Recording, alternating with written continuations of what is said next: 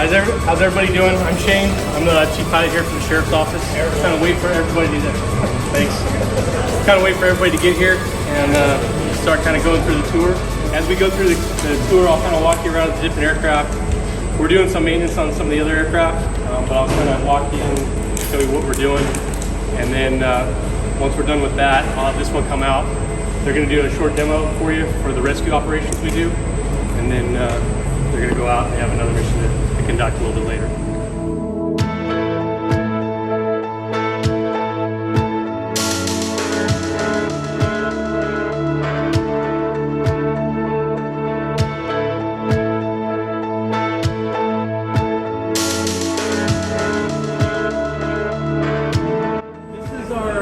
Our first helicopter I'm going to walk through, we have 2 A-Stars and 2 Huey helicopters. Our A-Stars are primarily patrol, firefighting, and rescue platforms. However, all of our equipment is multi-capable, so we're able to do firefighting, mosquito control, rescue, and law enforcement operations with all of our helicopters. So we're able to swap roles relatively quickly. So right now we have, what we keep in the helicopter is kind of our mainstay. We have our rescue equipment. Some of you might recognize this from some of the stuff you've seen in Vietnam. It's called a force penetrator back then. Yeah. And this is just called a rescue seat. It actually floats, so it helps us with water rescue. It's a little bit more comfortable. The other option, which is the strap, it kind of goes around your midsection and crushes you. It's a great way to get out of somewhere fast. It's not a comfortable ride.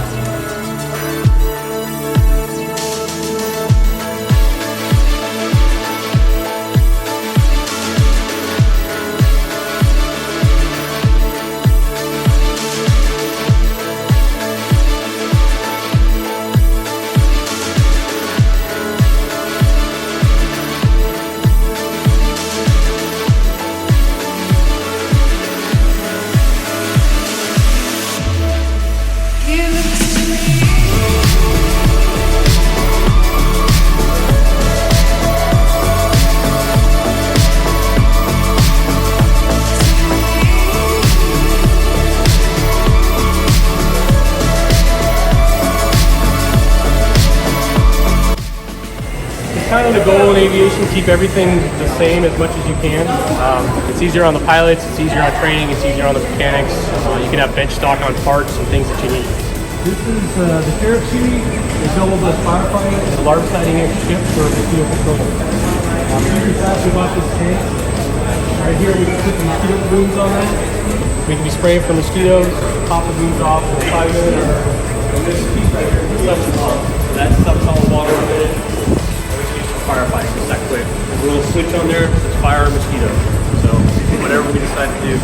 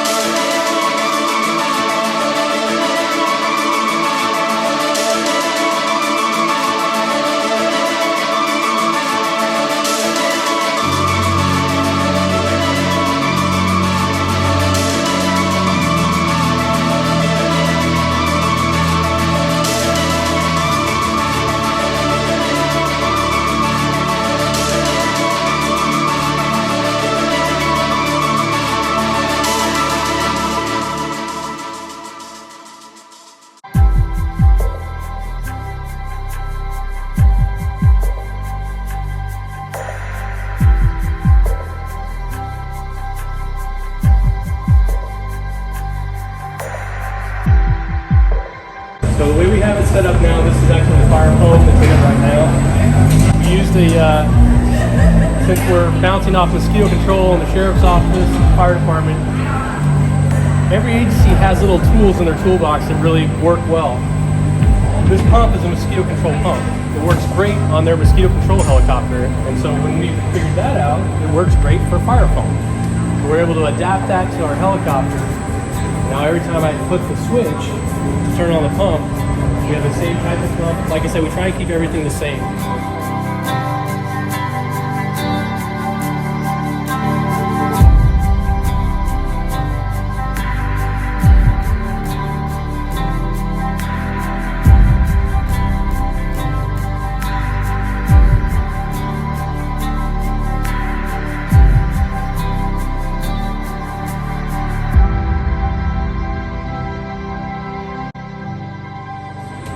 Oh, With the wire unicorn strike? horn? That is a wire strike device. So to his point, when we're doing mosquito spraying ops, you guys have probably heard the helicopter. The nighttime mosquito spraying is done at 150 feet or below. Extremely low. We use night vision goggles to do that. So new towers come up, wires come up. We fly trying to find all these little wires. So if we miss one, theoretically, that is supposed to run up there and cut the wire.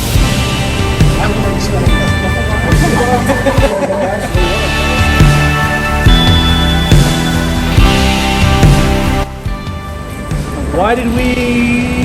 Let's see. What was the other one? Ooh, look at that. There you go. There's South. What was it? Horsepower. Oh.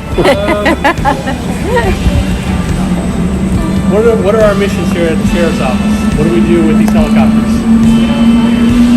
Surveillance, monitor, rescue. I got some shirts here. So mosquito control, fire rescue. Yeah. Search and rescue. Search and rescue. There you go. Who was the sheriff's office or sheriff's association employee of the year last year? No. Dan Epstein. There you go. All right, who wants to go watch the demo? All right, here you go. Right here. I got some stickers for everybody else. If you have any questions, they're getting themselves hooked up, and we'll be able to watch them. What they're going to do is the demo. They're going to take the guy out and bring him around. Walk out right here.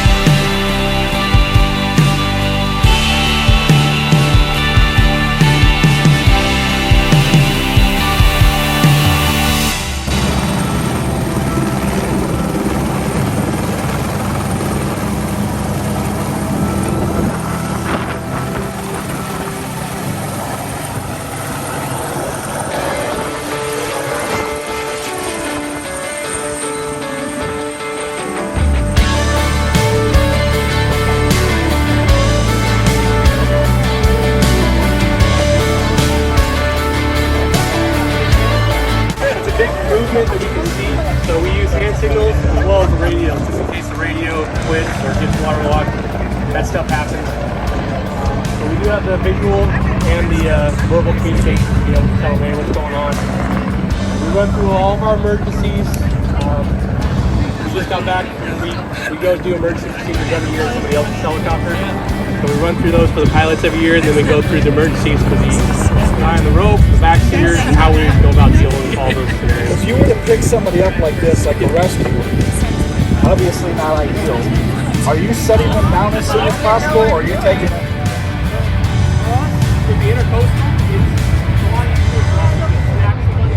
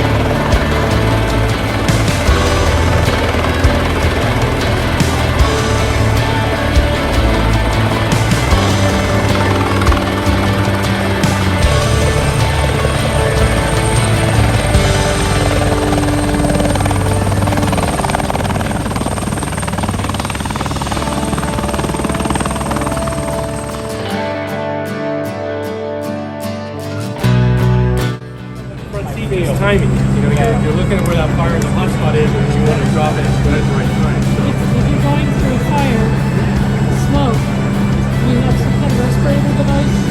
Try not to fly right through the smoke.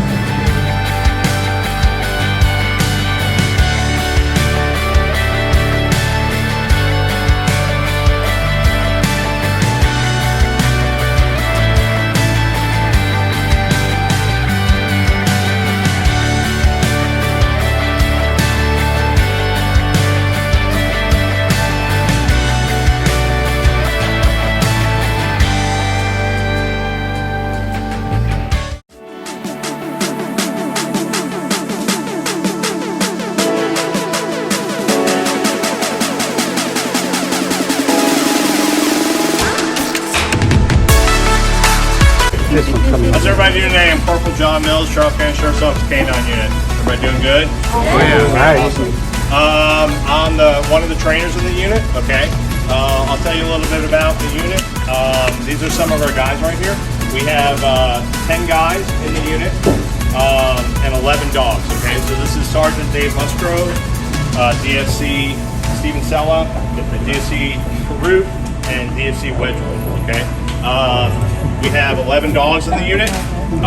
One handler has 2 dogs, okay? So that's Deputy Sella right here. He has a patrol narcotics dog, and he also has a missing and endangered bloodhound. For the dog has a high drive, I can teach it to do anything I want, okay? So 80% of what you see with these dogs is already in them, okay? We're not teaching them that. We're only teaching them about 20% of the stuff that they do, okay? Everything else is just in there.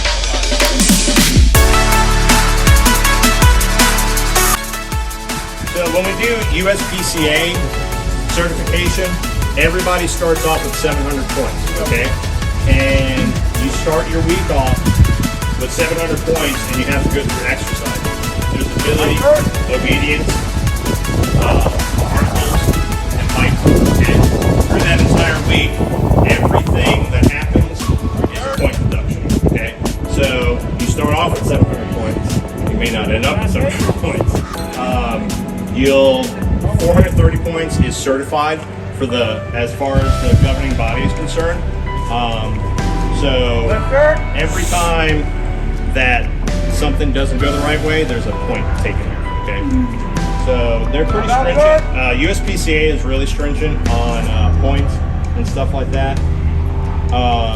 So that dog has to listen to him the entire time. You can see he can't be any more than 6 feet away from him at any time, okay? So what he's going to do next is...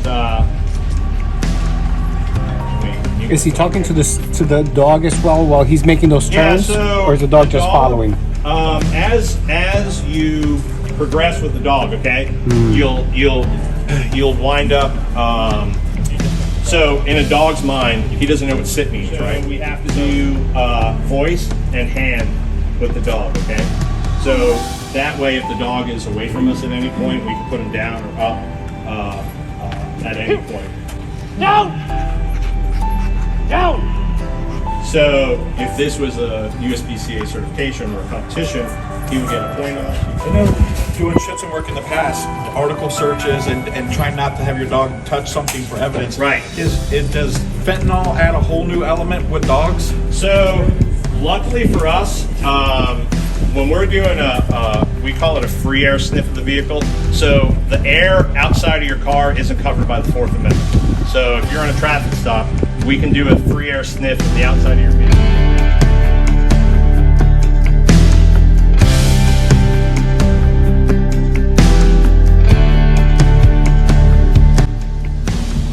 He's probably gonna, okay, so if you see how the dog is working, he's doing this, right? So he found the screwdriver? Flashlight? Okay. So he found the flashlight out there. So if this has human scent on it, right, and the wind is blowing this way at me, it's called a scent cone, okay? So as the wind hits it, the scent that comes off that item does this. It goes out to this big cone out in the field. What that dog is doing is called bracketing, okay? When he hits that human odor, he starts doing this to hone in on it, and it will bring him back to that section where the item, to look for that item of human scent John, while they're doing this, is it completely different training for a bloodhound doing scent work because their abilities are supposed Yeah, to be so bloodhounds are, you know, because they've been bred so long. That's empty, David. Do you have another thing? Yeah, I got it. Okay. Bloodhounds are super easy just because they've been bred so long to find human beings. Basically, if you have a bloodhound and it has any sort of drive, it's going to find somebody. He did all that work just for his boy. And that's how it goes. So we get voting around. So, but I had your shoe, and my dog can smell your shoe. It will track you and not hurt. He is 1,000 times better at that job than our patrol dogs. This is Copper. He's a bloodhound. He's got a big old nose and floppy ears and wrinkly face. And He's so handsome. he is a tracking machine. Okay.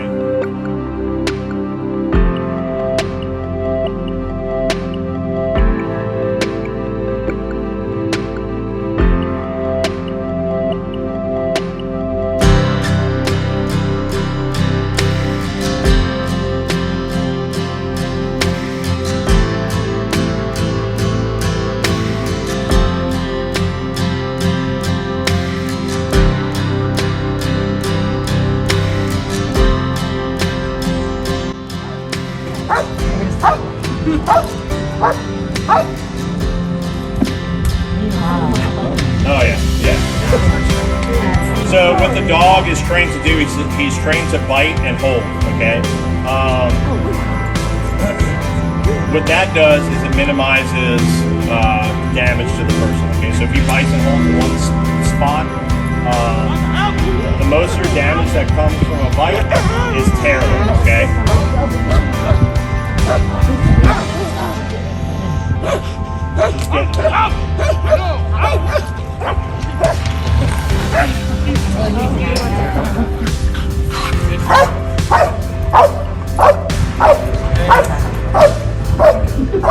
Let's do a short read.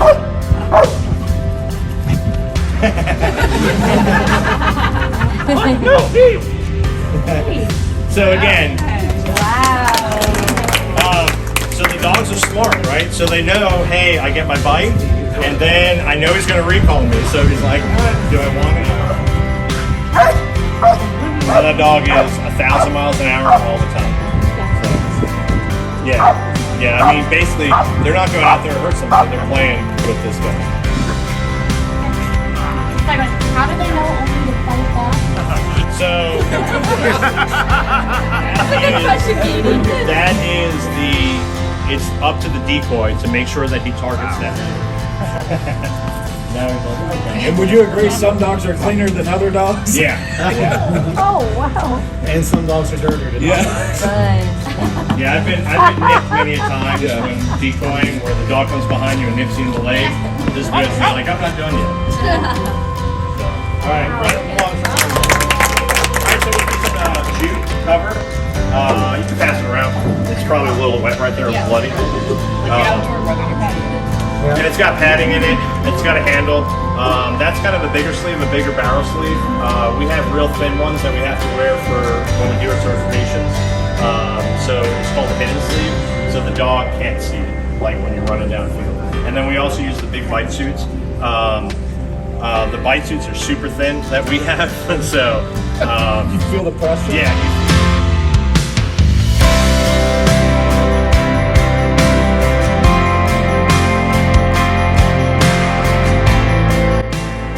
So he sent me to the hospital 3 times in the first 3 months that I had him. Oh, wow. That, like Corporal Mills was talking about earlier with these dogs aren't alpha dogs. Well, my first dog, Redford, was 100% an alpha dog. Yeah. How far do they go when they're with somebody?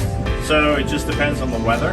The weather is the limiting factor of how far a dog can go. So if they get kidnapped, do you want to get kidnapped when it's hot and dry, or when it's You want it wet? when it's cold and overcast. So those That 2 would be days the in best. Florida. Yes, yeah. When it's below 60, we could track you for probably an hour.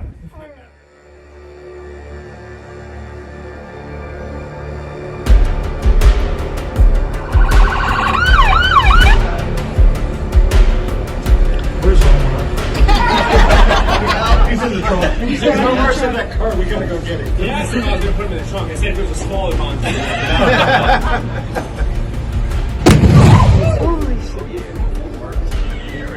I think it was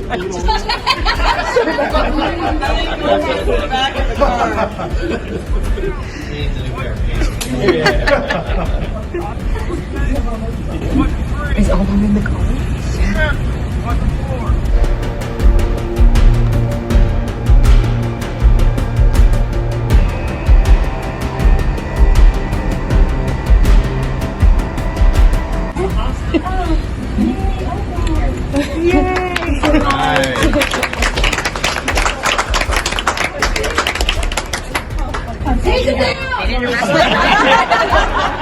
He was the victim, okay? He wasn't the bad guy. So it's still taking. Yeah, Zach, Sir didn't care.